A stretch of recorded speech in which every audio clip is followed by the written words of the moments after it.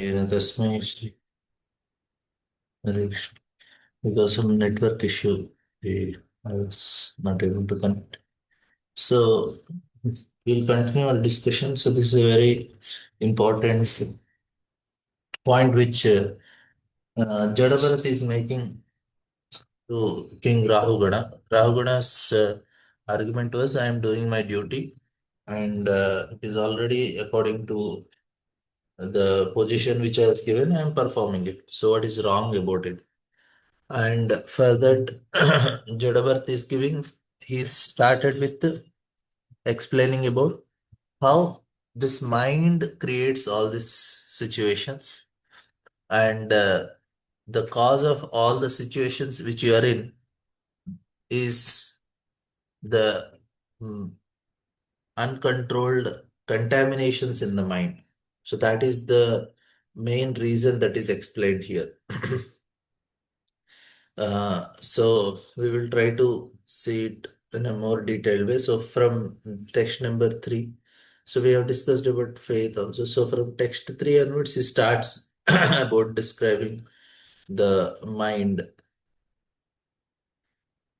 So a dream becomes automatically known to a person as false and immaterial, and similarly, when eventually realizes that material happiness in this life or next on this planet or a higher planet is insignificant. Then one realizes this, the Vedas, although an excellent source and insufficient to bring about direct knowledge of the truth.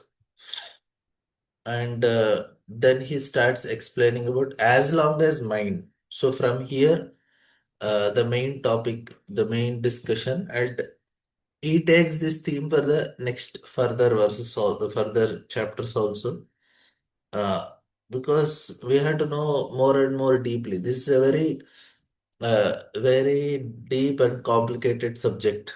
No matter how much we can discuss in a different view points. So even Kapila explained, but this is much more deeper, and further also we'll get in 11th canto, which is much more. So like that we can analyze. So here Krishna also tells in Bhagavad Gita, and here we are hearing from Jada Bharata. So mind of the living entity is contaminated by three modes. So by knowing it more detailed way, we'll be able to uh, help ourselves overcome the effect. So that is the reason we should know. So the mind is contaminated by three modes. That is the first thing. It is uh, exactly like an independent, uncontrolled elephant. So we have discussed that as long as we are not under control of somebody, it is very difficult to take care of the mind. That's why in previous ages, everybody was having somebody to please in their life. So that was the purpose of everybody's life. So it is the famous statement is, if you don't have anybody to die for, then there is no use of living. That means we have to give ourselves to somebody. That is the purpose. So bhakti starts with surrender only. So, and surrender to whom? Surrender to a person. Now to a person Krishna, but because we don't know Krishna, we don't have direct contact with him, and we don't have proper understanding about him, we have to surrender to his representative who will take us to Krishna. So that's how the system starts. Without surrendering to Guru and Guru's instructions, there is no way that we will be able to achieve this. So that is the first thing. And then we discuss next is about mind is absorbed in desires for pious and impious activities. This is another big tragedy for living entities. So this pious and impious act and is naturally subjected to transformation of lust and anger. In this way, it becomes attracted to material sense enjoyment. So we get affected by lust and anger. So in other words, the mind is conducted by the modes of goodness, passion, and ignorance. There are 11 senses, 5 material elements. Therefore, mind is the chief. So for all the things, why mind is chief? Because it stores, actually, in chitta, the consciousness also stores the impressions. The problem is with the mind, it stores impressions as positive and negative, plus and minus. So there the problem comes. And we want to repeat it. Therefore, mind brings forth birth in different bodies because I like, I don't like, I like, I don't like. This is all manas only. So we discussed this many times. Mental activities under the influence of mental nature causes happiness and distress within the mental world, brings being covered by illusion. The living entity eternally continues conditioned life under the different designations.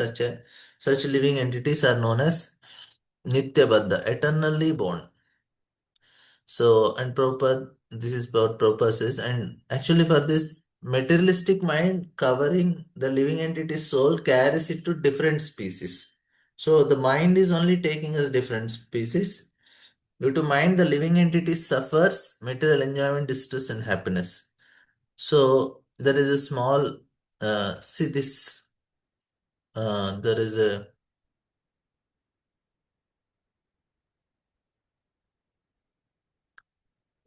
f- so the whole mind is the cause, and mind makes the living entity within the material world wandering through different species. Thus, living entity experience mundane affairs in different forms, such as human beings, demigod, fat person, skin person.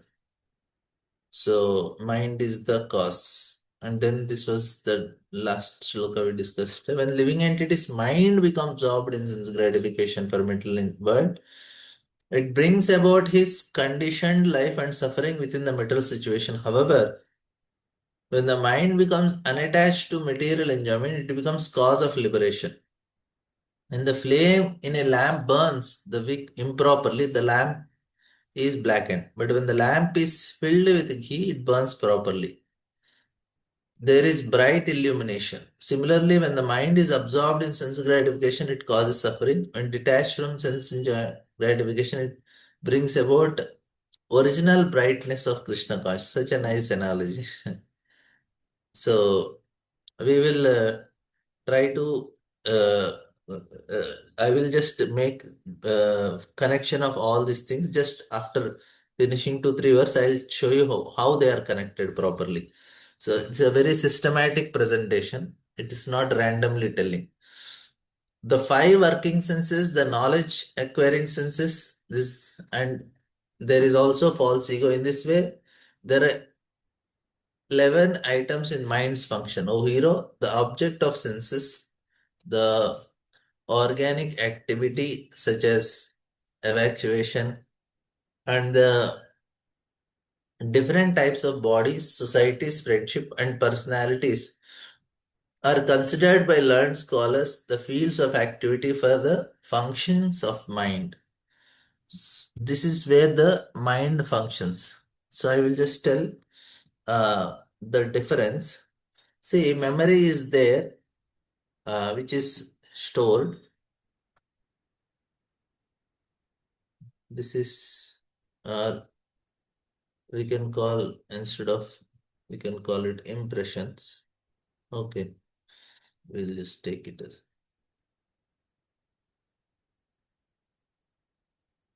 But when it comes to manasna, so I will just again decode for you. This we have discussed, but again, just a small revision. I'll just take 2 minutes and tell. See, we have chitta, manas, ahankar, buddhi.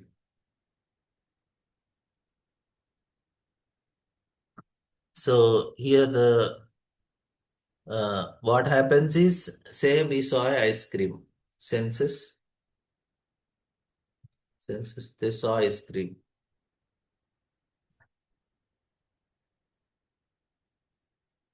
Okay. So this is, now this information is sent to chitta. So chitta processes it and then identifies it. So identify. identify it as ice cream. But it is in a neutral. Okay, you came to know it's an ice cream. Then this information goes to Manas. And what does Manas do? Manas, this why Manas is having a problem? Because it is not just processing, it is also having its own what do you say? Uh, it has now here the information, the identification is neutral. Neutral. You don't say it is good or bad. But Manas, when this information goes to Manas, Manas has a positive or negative signs. I like, I don't like. Then from here it goes to Ahankar. If Manas says I like, Ahankar says I want. If I don't like, I don't want. So now we saw ice cream. The senses are seeing an ice cream. So here the senses. And then the chitta, it is identifying the ice cream. It goes to Manas, the information. But here Manas has a positive. It does not do anything. Manas is only very emotional. It is like water. Chitta is like air. Ahankar is like earth. Very solid. So Ahankar starts identifying. It says, I want it. And then comes Buddhi.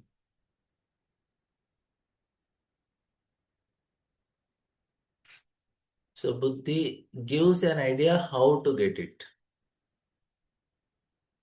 Get if it is weak.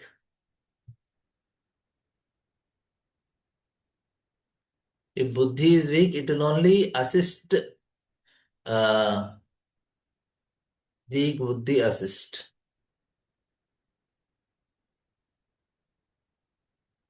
If weak, it will assist Ahankar. If it is strong, it will discriminate. It will say, no, no ice cream. Ice cream is not made by devotees.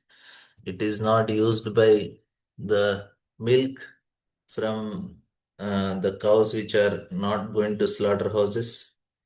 The milk which they are using, the cows are led to slaughterhouses, and then that milk you are using and you are making this ice cream, not made by devotees, not offered to Krishna. So we are not supposed to take it. That's all. So discrimination says no ice cream. So if it is buddhi is weak, so here the all these understandings are to help us to come to this level. So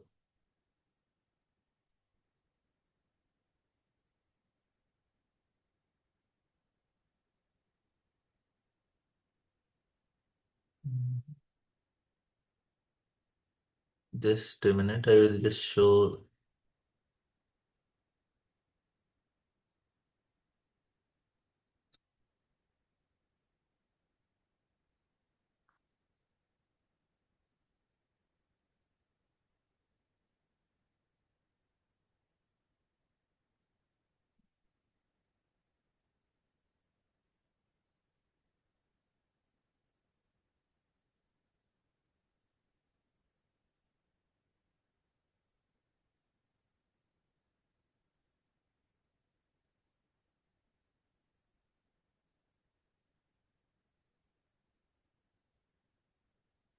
Yeah, I have a small presentation for all of you. I'll just share that notes.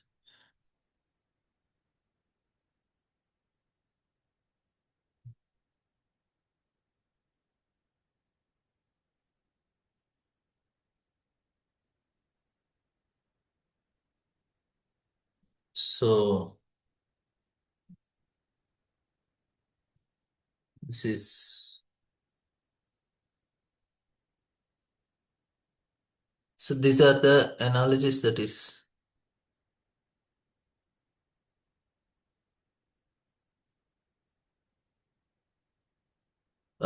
Chitta is actually the subconscious mind. Sorry, unconscious mind. Yeah. So material versus spiritual activity and dream of material happiness. So this is actually what we have. So what Jadabharat is telling Ravagana is, array, that you are comparing spiritual activity, material activity. So Vedic rituals and material sacrifice, they are not bringing you to material level, spiritual level. So material activity, there is master and servant, king and subject relationship. Material sacrifice prescribed in Vedas, and faith is placed in rituals and external actions, and there is a pursuit of enjoyment on this or higher planetary systems, and the result is continued wandering in the samsara. So this is what is Ravagana's situation. So Jadabharat is bringing him. He says, "Array, spiritual advance means transcends relationship based on body and the roles which we are playing. It requires detachment from material results, faith directed towards the Supreme Lord, and the goal is we want to get out of this samsara. And result is direct knowledge of the truth." So this is actually what Jada Bharat is trying to give. He says that, and then he gives the analogies that a dream becomes automatically known to a person as false. One eventually realizes that material happiness in life, in this life or next, is insignificant. It's like a dream only. So material life is like a dream, vivid while experienced, but recognized as unreal. Upon waking, just as one does not grieve or dreams losses, the wise also do not grieve over material gain or loss. Because for them, it does not make any sense, material gain or loss. For them, what matters is, because it's a dream, we don't lose anything in dream. Insufficiency of the Vedas. What is the insufficiencies?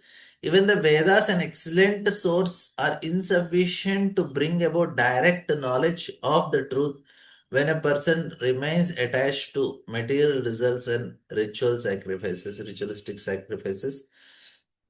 Yesterday also we were discussing, even Krishna is rejecting no Vedas. Why he is rejecting? Because Vedas are directing a living entity into fruitive activities and material pleasures. That is the reason. Why did he give it then? Because he want living entity to be regulated and happy in this world.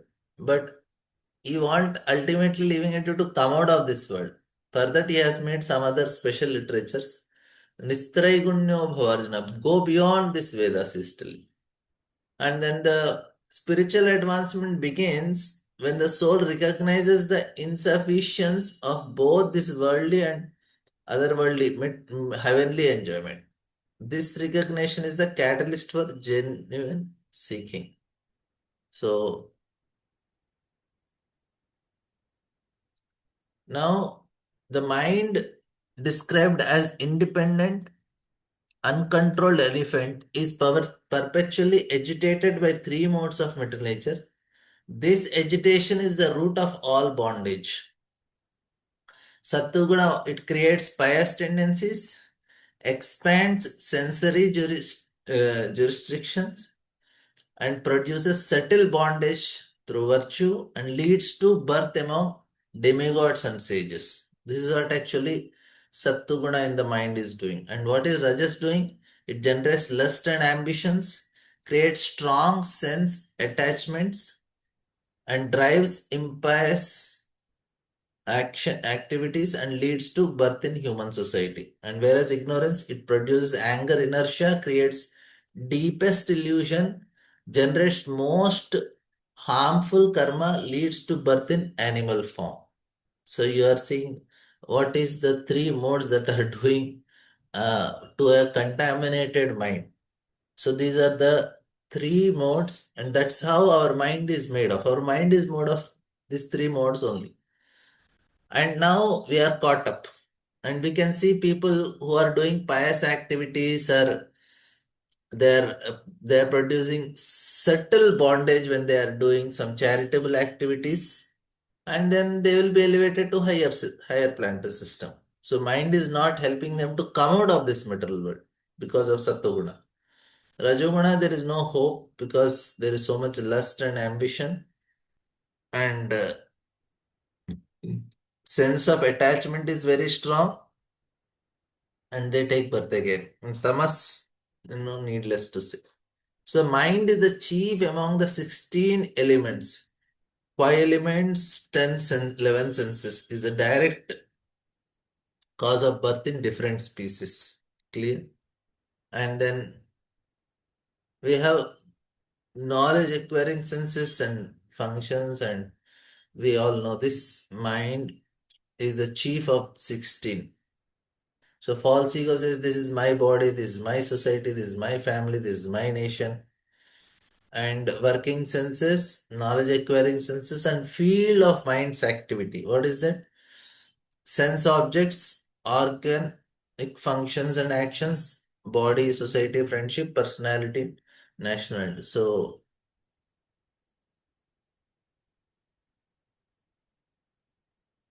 learned scholars say that bodily appearance, bondage, and liberation are all caused by the mind only. So mind is absorbed in sense gratification, lust, anger are erased, and then pious and impious actions are committed, and then it is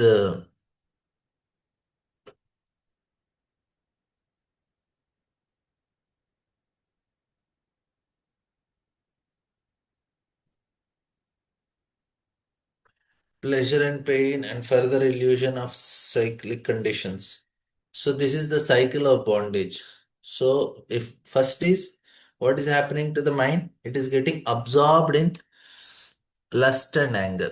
So that is the first thing that happens to the mind. Just a minute.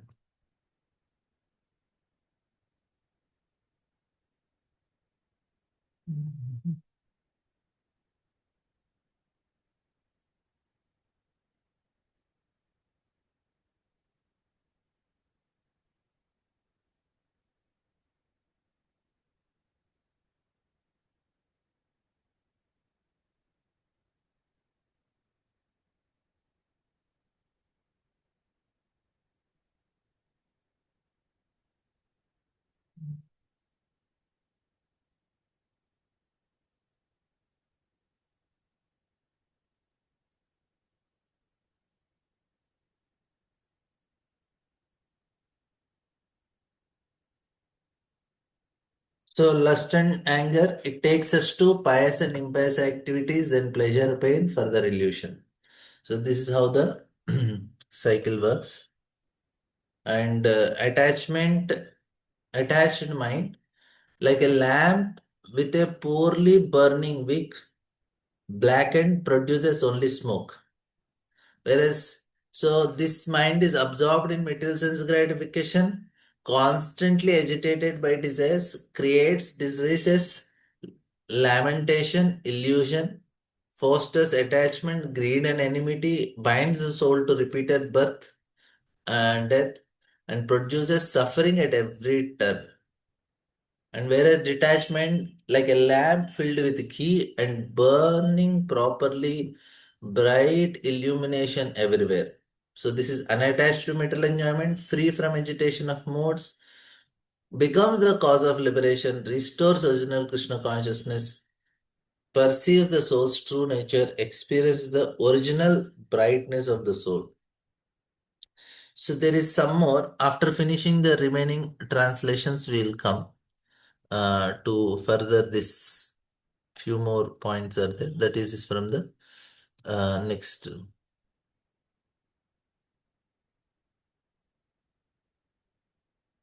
Yeah, yeah, I will share this presentation. Not at all a problem.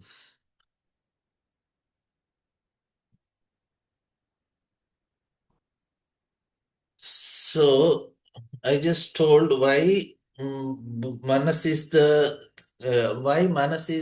main what is it, the central point of all the things. If you see here, all are operating because of Manas only. Chitta is just storing the information. Chitta is the information sphere. It's like a unconscious mind, we can say. It does not have emotions. It is just storing the information. Whatever information comes, it stores. But Vanas is emotional part, which is making the difference. It start telling I like, I don't like, and then Ahankar is acting and Buddhi is acting.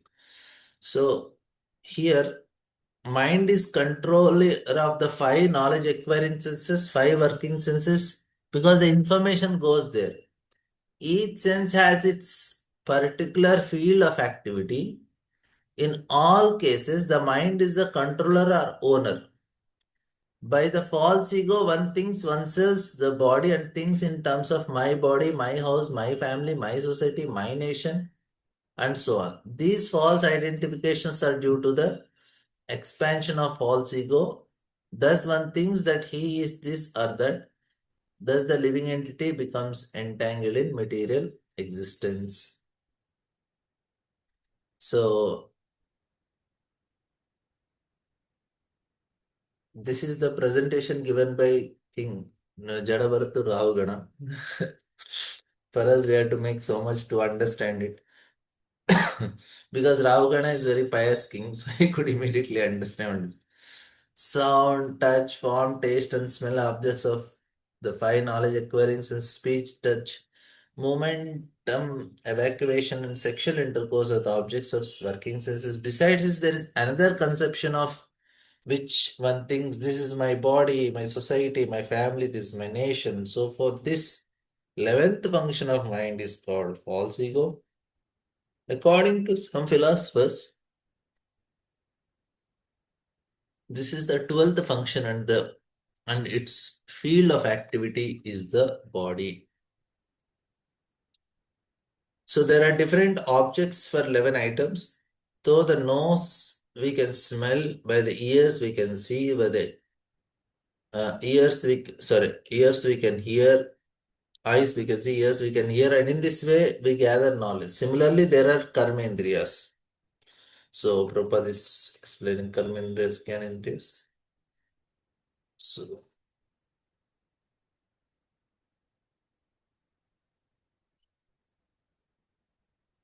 he says that the physical elements, nature and original cause, culture, destiny, time, elements are all material causes. Agitated by these material causes, the 11 functions transform into hundreds of functions and then into thousands and then into millions. But all these transformations do not take place automatically by mutual combination. Rather, they are under the direction of the Supreme Lord. This is a very important point.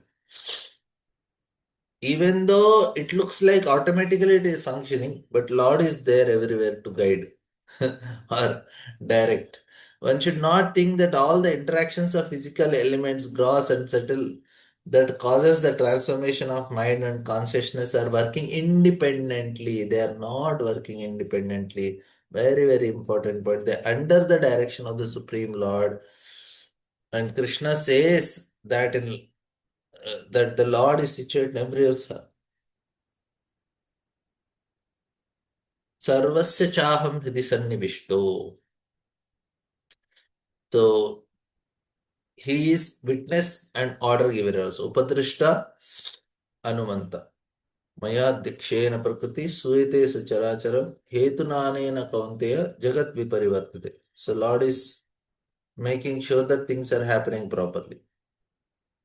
The individual soul bereft of Krishna consciousness may have many ideas and activities created in the mind by the external energy. They have been existing for time immemorial. Sometimes they are manifest in awakening state and in the dream state, but during deep or trance, they disappear. So this we'll again analyze. A person who is liberated in this life can see all these things vividly. So, Kshetrajnam chapi mam vidhi. We have to know this. There are how we are getting entangled and how we are living in. This is actually two states. I'll explain this analogy for you. See, what happens is uh, one is sleep, one is awake. Sleep state is animals or animal consciousness. This is enlightened. Now, where is we? We are in between. That is the problem. Half awake. So, this is a painful state.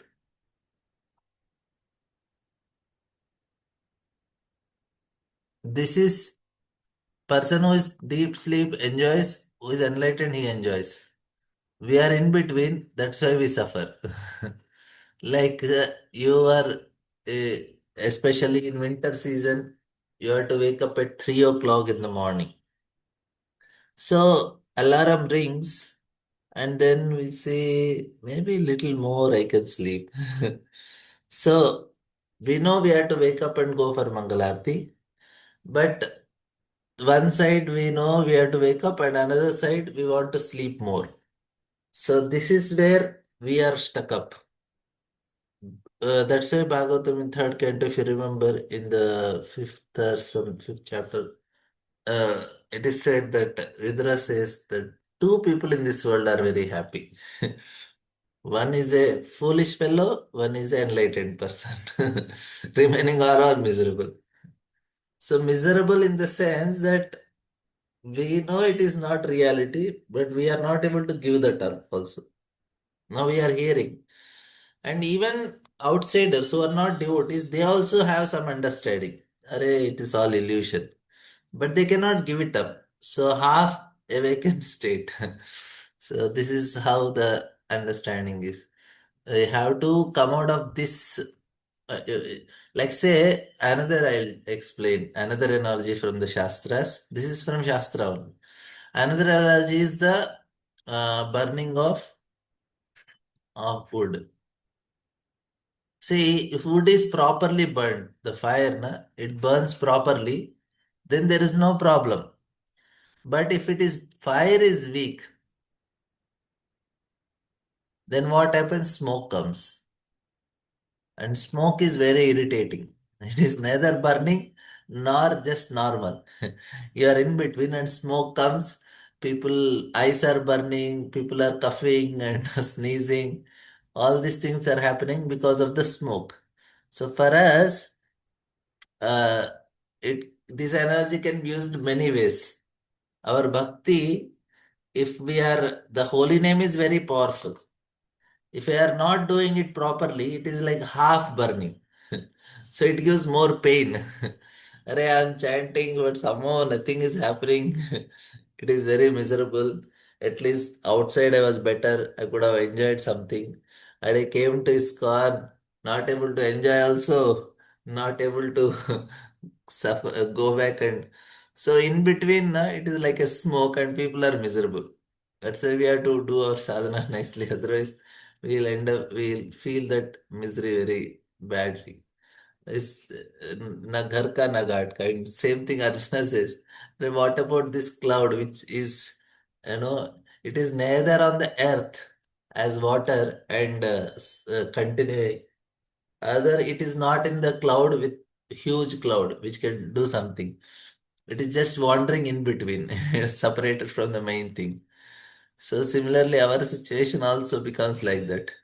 We are neither here nor there, nor materialistic nor spiritual completely. So in between is always a challenge, and we are stuck up here somehow. But we have hope. Slowly, slowly, we'll come out and we'll try to do something. So this is the point that is made here. And there are two kinds of Kshetrajna, the living entity. As explained above, the Supreme Lord, who is explained as follows. He is the all-pervading cause of creation. He is full in himself and not dependent on others. He is perceived by hearing and direct perception. He is self-sufficient and does not experience birth, death, old age, or disease. He is the control of all demigods, beginning from with Lord Brahma. He is called Narayana. He is the shelter of living entities. After annihilation of this material world, he is full in all opulences. He is the resting place of everything material. He is therefore known as Vasudeva, the Supreme Lord. By his own potency, he is present within the hearts of all living entities, just as air or vital force is within the bodies of the all beings moving and non-moving. In this way, he controls the body. In this partial feature, the Supreme Lord enters all bodies and controls them. So now Jadabarth is directly talking about the Supreme Lord. We told about mind, and he said, why did you talk about the Supreme Lord? Because in the previous verse, you remember, he said that, Array, even though these elements are working, they are not independent. They are all dependent on the Supreme Lord. So that's why he told about Supreme Lord, who is the cause of all causes. यस्य Prabha प्रभवतो जगदण्डकोटिकोटिः स्वशेषवसुधादिविभूतिभिन्नं तद्ब्रह्म निष्कलमनन्तमशेषभूतं गोविन्दमादिपुरुषं तमहं भजामि. So every living entity is controlled by the Supreme Lord. Maya tatamidam sarvam jagatam vyaktamurtina.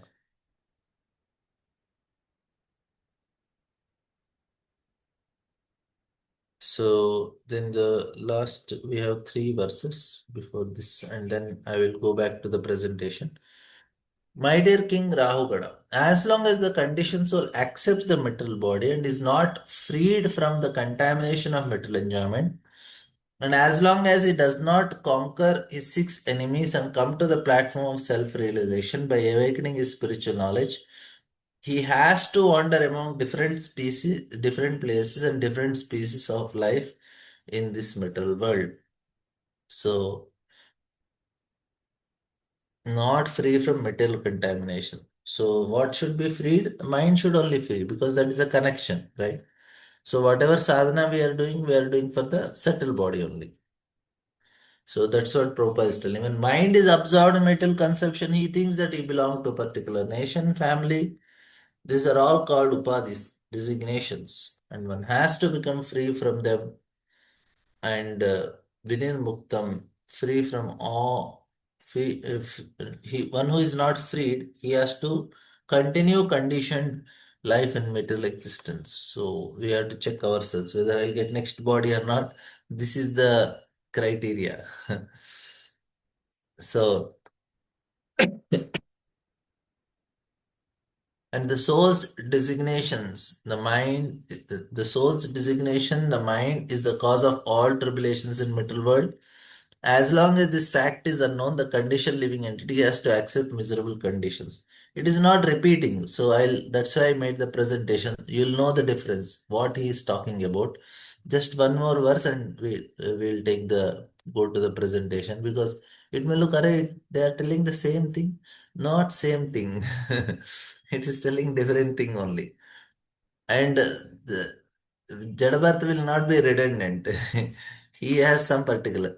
Uncontrolled mind is the greatest enemy. If one neglects it or gives it a chance, it will grow more and more powerful and will become vicious.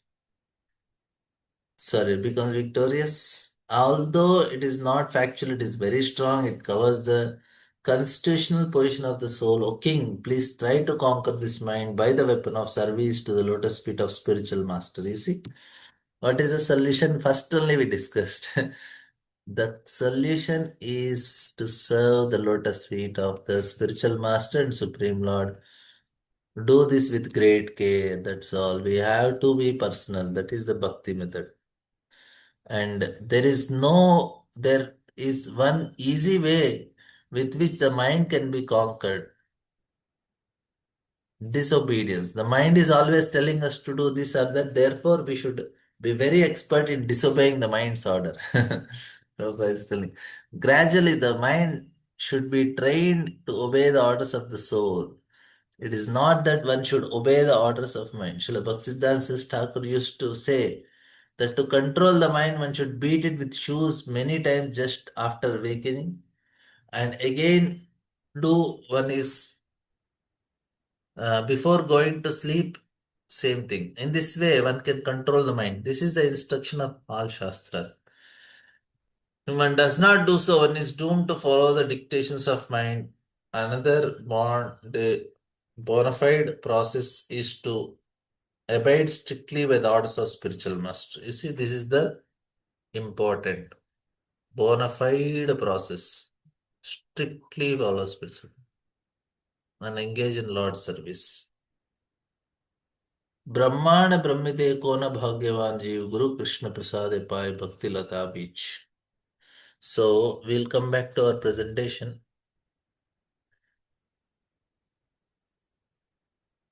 So it will be a revision for you.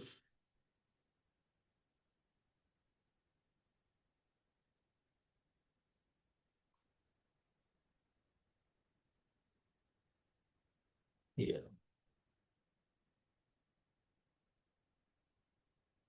So attachment and detachment. This we have seen the analogy of the week. So now he's telling that about the Supreme Lord is all pervading, self effulgent, control of demigods, the shelter, the resting place, and Paramatma within. So this is about the Supreme Lord. The physical elements, nature, the original cause, destiny, the time are all material causes, but all their transformations are under the direction of the Supreme Lord. So that is the point with this slide. Down it is written. And then the conditioned soul. In conditioned soul, the mind is the degradation, is the vehicle of the soul. Carries the soul across species of life. Wanders as humans, demigods, fat, in all forms. This is all conditioned soul. Sleeps in unconsciousness, dreams in waking and dream state, and ideas and activities created by external energy persist from time immemorial, trapped by six enemies, diseases, lamentation, illusion, attachment, greed, enmity. So this is what is a conditioned soul and a liberated soul. So this is all what Janabartha presentation sees the illusory ideas and activities of the conditioned soul vividly, not subject to transformation of the mind. Persists walking, dream, and deep sleep states with clarity and freed from six enemies, have conquered false ego and rest in the Supreme. So now, first is what? Recognize the enemy. Who is the enemy?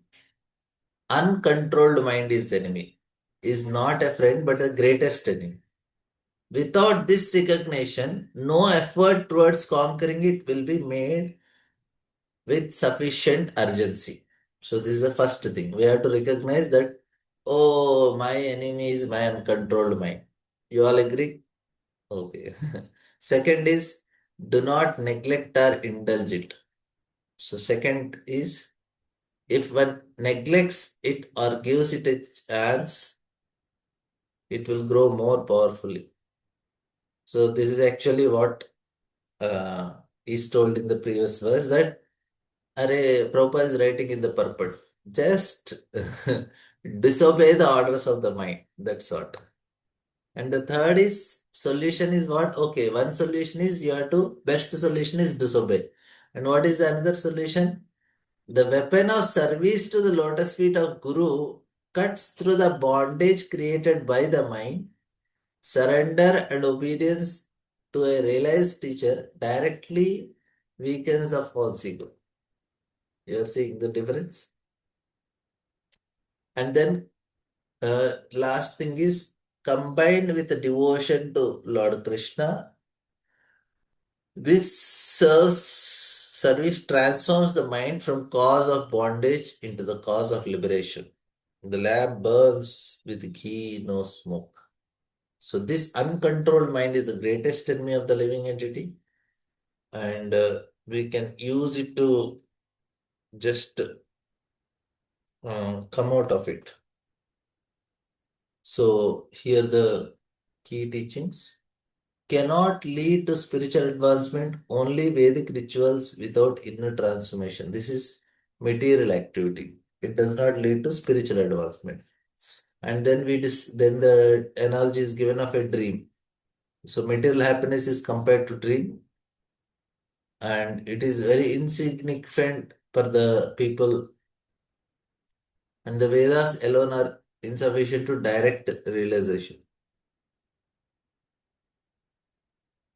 And then we discuss about the three modes, then the structure of mind, how the mind is formed, how is the key in the structure, and then the lamp analogy. If the mind is detached, it burns very brightly. Otherwise, it creates smoke and causes irritation. And then the Lord is the supreme controller and the solution. So, if you remember this 7 points, then you understood the chapter. What exactly Jadavarat is trying to tell Rahugada. I'll again repeat for you last time. Please hear attentively. Then you understood whole chapter. You by hearted it. So first, when Rahugada is telling, Aray, I want doing my duty, then Rahugada makes and tells, Aray, you are doing your material activity, but it will not lead to any spiritual advancement. You are doing only rituals without any internal transformation. Then he says that whatever material happiness you are thinking, it's like a dream. So it is very insignificant, and Vedas alone are insufficient to help you come out of it. So Vedas cannot help you come out of it completely. So better you take some other shelter. And then he told what is the cause of all these things is mind. Why you are in a dream state and taking it seriously and considering yourself as a king, this, that, it is because of your mind only. And now, how is this mind made of? Goodness, passion, and ignorance. Okay, then what is the structure of mind? So there are 11 working senses and knowledge acquiring senses, this 5 elements, this, that. But the center is mind only, like Indra for the demigods. And then the lamp analogy is given that attachment, attached mind, blocked.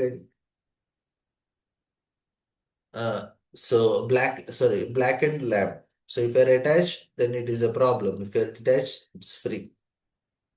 And then we discuss about the smoke also. And then the Supreme Lord, even though elements are working, they are not independent. Lord is only there. And the solution to come out of is uh, to serve the spiritual master. So that is the conclusion of today's verse. Any questions, comments?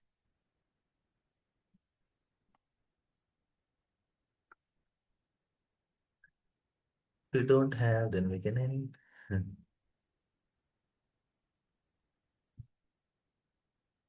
So thus end the Bhaktivedanta purport of the fifth canto, 11th chapter of Srimad Bhagavatam, entitled Jadabharat instructs King Rahugana.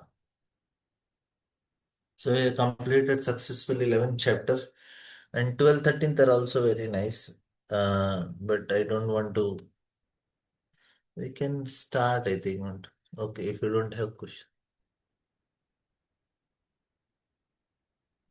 Okay, questions are there. We'll take. Yes, Prabhu. Bir Krishnapur. Hare Krishna, Prabhu. Dhanavad, Prabhu. Dhanavad. Prabhu, if you can elaborate surrender to Guru and service to Guru, if this point, if you can touch upon. Yes, bro. So the purpose is that should be the main purpose of life. How can I serve you? That's what Prabhupada is asking Bhaktisiddhanta Saraswati. So we should have the desire to serve. And at our situation, if somebody is a grahastha, he has family responsibilities and all. But the longing to serve Guru should always be there. Somehow I should assist him. If somebody is already preaching and all, we assist who are already assisting him. So some service we should do. Some service can be done from home also. You can call people for the programs. We can help in cooking. We can do some things or host a program. So some things we should do which will please Guru. So with the mood that okay, this activity of mine If I am chanting nicely, it will please Guru. If I read Bhagavatam with devotees, Guru will be pleased. If I do some preaching or book distribution or something or other which will make Guru pleased. So that is should be the aim. So Right, right, bro. Thank you, bro. Thank you very much. Thank you. Done. then, any other questions, comments? Mhm. How to discriminate between subconscious and conscious mind and how it functions? Uh, we have three levels of consciousness. I will show you. I will show it for you.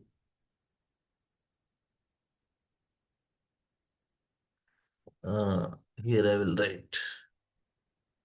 So it's not two, it's three. Unconscious, subconscious, and conscious. So this is unconscious is chitta, subconscious is manas, and conscious is buddhi. Which so here all the information from all the lifetimes are stored. All the samskaras are there here. All information of all lifetimes that are stored here. In the subconscious mind, mostly this lifetime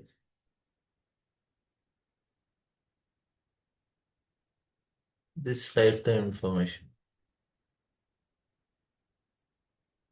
And then buddhi is conscious. That means it has discrimination, memory, and intelligence, and all these things are functions of buddhi, where you do action based on this. So buddhi makes us do action. It's like fire. So this is the conscious mind. Clear too?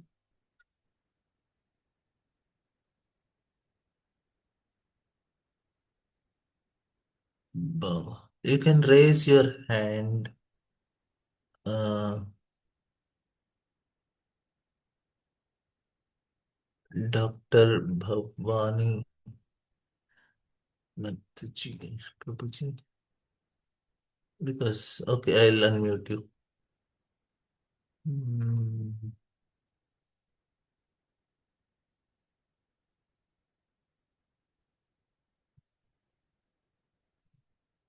yeah. Yeah, Hare Krishna, Guruji. Thank you. Uh, see, in the Bhagavad Gita, when I read chapter number 3, it was mentioned that mind is not that cause of the whatever you have said. Basically, the lust that because mind is the product of the mode of goodness, and when lust enters the mind, it contaminates the mind, and it lust acquires the false ego also, and that's how the our repetition of birth and death, we are entangled into repetition of birth and death. So from that Bhagavad Gita, that third chapter, it is clearly said that the lust is the root cause of our all bondage, is the greatest enemy. And now what you are saying is also making sense, but how will you reconcile this uh, whatever Prabhupada has said in third chapter of Bhagavad Gita, and whatever is mentioned in this chapter in Bhagavatam? Yeah. See, it is also mentioned here lust. They are coming from the contaminated mind. So, lust and where it stays, they stay in the mind only, na. So Mhm. ultimately, mind is giving shelter for lust and greed and pride and anger and all these things. So they are stored in the mind only. What is lust? Lust is when mind says that I want, I don't, I want, I want, I want. When mind says that becomes lust. So if you remember the second chapter, Dhyayato Vishayan Pumsa Sangasteshu Pajayate Sanga Sanjayate Kama Kama Krodho Bijayate. So Dhyayato, when the mind starts contemplating on the sense objects, then it starts appreciation, then it starts liking. So that is called lust. When mind says, I like something, that is lust. So when we are living our life, I like, I don't like, I like, I don't like, we are living a very sinful life. That is, we are living on under lust. And when is anger? When that lust is not fulfilled, it comes anger. So this is the point. So where is that lust stored? It is stored in the mind only. So instead of telling mind, sometimes it can be told as lust also, but it's same thing. Okay. Thank you, Preeti. Thank you. Giri Prabhu. Hare Krishna Prabhuji. Hare Krishna. Uh, on this point of what you are trying to explain, no, Prabhuji. Uh, but when the soul leaves the body and goes Yeah. to the next body, uh, I am being told, or that is my limited understanding, that our what you say, the ego and consciousness goes along with the soul, right? It is having two layers, no, three layers. Can you just please help me in understanding? But here, uh, I'm a bit confused that there is an unconscious mind, there is a subconscious mind, and a conscious this thing. So, how the chitta plays the role? Because manasa and buddhi, I could understand, but chitta's aspect, I'm not able to understand properly. Hare Krishna. Actually, uh, when we go for one body to another body, all the memories is stored. So in the chitta only. So this unconscious mind is actually chitta. So this is chitta. And this is where all the things are stored. So when a living entity goes even into the body of Mahavishnu, this information is there for him for many, many lifetimes. We all have this. So people have fear of height, people have fear from the childhood only, they are fearful of fire, fearful of water. It is from the previous life because that information is stored in Chitta. And then this only manifests as actually only Chitta only converts into other three elements. From Chitta only comes our Manas, Buddhi, and Ahankar. That is how it is. So this is information, say Chitta, it's a information, but it is neutral. It's a neutral information. Now what happens? This neutral information, it starts transforming into this information when it is having like say uh, uh, ego. What is ego? Ego is uh, like why I say that okay, I am a I like certain sorry, I am an Indian. So if I say I am an Indian or I am a boy, I am belong to certain country. I am citizen of okay. So where this came, this is the information only transformed into ego. So like say somebody has a very the impression is given that the say in a sanskara, marriage sanskara. In marriage sanskaras, what is happening? It is the information that is coming. When it comes in such a way, it's the person starts identifying, oh, I am a husband from today onwards, oh, I am wife today onwards. So it's a information only given. But ego takes it very personal. So ego is created by these impressions. So chitta is basically sanskaras. Sanskara means impressions. So it has impressions also, it has information also. So that is only transferred, and this is also called karma. So it's all very more and more deep we can understand. So this only transforms into ego, and this only transforms into manas. Because unless you have information, it will not convert into, say, this is like the cloud information. We have in our drive, Google Drive, drives we have, no drives and cloud. We save the files in the cloud. Now, whenever we want, we retrieve it. So much information from many lifetimes are stored in the cloud. Now, some information comes and forms our ego. Like I'll explain. Say now, uh, so much karma is there from previous life, and that karma manifests as this life. You get a body. So body is coming because of which? Body is coming because of these impressions only, the sanskaras only. Sanskaras are stored here. So this decides body. So when we get body, then we get ego also. And then we also get the emotions also. So this is ego and this is manas. Where it is coming? It is coming from chitta. Here only it is neutral, but it is transforming into these two cases. So this is how the storage happens. So now when we go to next birth, information is there.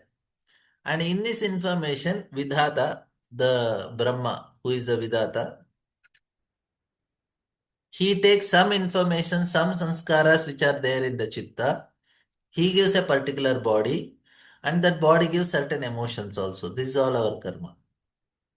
We are already certain, oh, he is a very shrewd person. He is a very cunning person. He is a very smart person. How did you get it? You got because your manas is like that. Why did you have manas like that? Because you have sanskaras like that. And where are they stored? They are stored in the chitta. You are understanding? So that's how it is. So chitta only is transforming as ahankara, as manas. And buddhi also, buddhi, we need shastric information, then buddhi becomes strong. That is needed sadhana and other things. That's a different subject. But this is how it is. Clear, bro? Hope I didn't confuse you. Yours.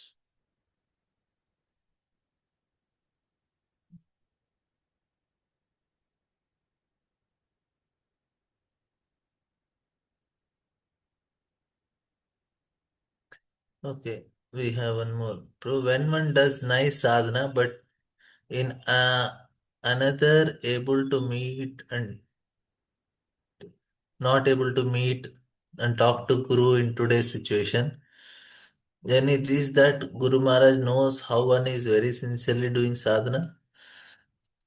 Yes, Guru is not just, he is the Paramatma's connection is there in the heart. So Krishna will tell Guru that this fellow is doing good. Give him blessings. So that is very much possible.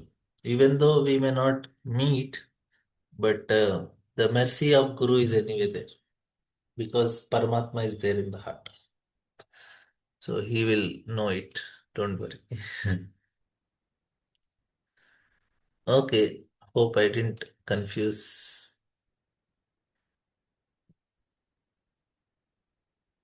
Giri Prabhu, yes. Yes, Prabhu. You have anything further? Yes, yeah, Prabhuji. So just on this line only, thanks for this understanding.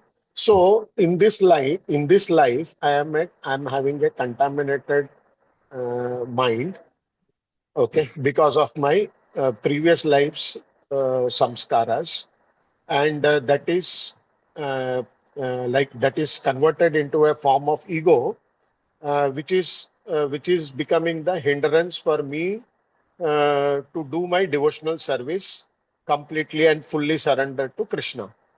Okay. But now, just in few years, I have just started my Krishna consciousness, this thing. So when I'm doing this Krishna consciousness, and supposing after few years I leave this body, so this what will go out of this combination? Whether the ego will perish, or my samskaras will get enhanced, or my karma will degrade, so that I get, because I understand in Bhagavad Gita that if I do some some little quantum of bhakti, I will be getting the pious credit for that, which will enhance my next life and help me to do my Krishna consciousness much better than what I was in my previous life. So, in this combination, whatever you explained, Prabhuji, what is that will which will go? Is it because the ego is the limiting factor, no, Prabhuji? So, whether the sadhana will go and hit the ego aspect, or the samskaras will modify, or my karma will go. How to understand this, Prabhuji? Hare Krishna. See what happens now. It's a detail, but I will try to make it as simple as possible.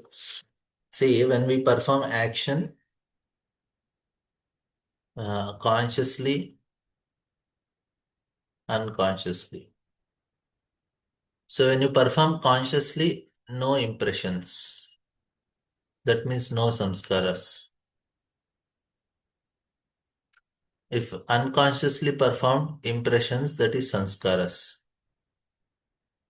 But consciously devotional activities, they also form devotional impressions. So when you are doing bhakti, you are removing your material impressions, no material impressions, and you are creating spiritual impressions, devotional impressions. So now then what is happening? This is actually getting stored. And what Krishna promises is karmani nirdahati kintuja bhakti bhaja. Krishna is telling, I am removing karma. What is he removing? He is removing all the sanskaras from chitta. So which is the cause of further life, further lives. So we are getting so many lives because of the impressions in chitta. So Krishna is telling, I promise that I will burn everything. You take care of this lifetimes properly. You live a proper life so that you don't get further. So what we are going to get is based on our sanskaras. So now what type of sanskaras you have acquired? So this is actually what is going to do. So this is called yam yam vapi smaram bhavam. So bhava is emotions. So emotions are based on this. So the sanskaras which are there in manas, you give that type of emotions, and that will decide your next life. So the sanskaras again they are in the chitta, and they form our ego, they form our manas. So what type of samskaras you have saved for this lifetime before leaving your body, they are stored in the chitta, that will form your next body. Say you have you have great impressions of a servant of Guru or servant of Vaishnavas. That is what the sanskaras you have generated. And the next ahankara will be like that only. Okay, I am servant. So you will die with this consciousness, you will be born with the same consciousness. Yam yam vapi smaram bhavam tejantande. So you will be next consciousness will be where you have left your ego. You left your ego as a servant, you will be born, and from childhood only you are a devotee because you are already feeling I am servant. So manas, you have what type of manas you have created at the time? Oh, you have emotions for deities, for holy name, for Bhagavatam. So next life you will be continuing with the same manas. You will have same bhavas for the same things. So that's very simple. Clear, Prabhu? Giri, Prabhu? Yes, yes, Prabhuji. Thank you. Understood now. Thanks a lot. Okay, any other questions, comments? Thank you all very much. ग्रंथ राज श्रीमद् भागवतम की जय, श्रील प्रभुपाद की जय। हरे कृष्णा।